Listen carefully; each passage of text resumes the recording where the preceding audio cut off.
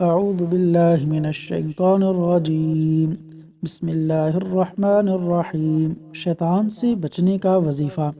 شیطان کے شر اور نقصان سے محفوظ رہنے کے لیے یہ نبوی وظیفہ پڑھیں۔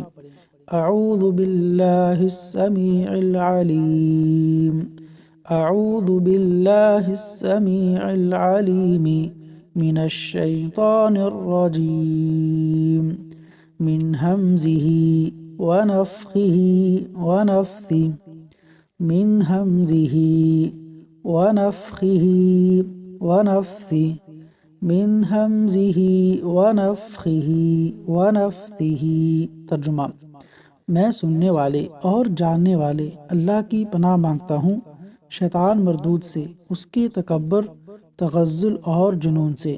سنن ابو داود، حدیث نمبر 775۔ اللہ تبارک و تعالی شیطان کے شر سے محفوظ فرمائے۔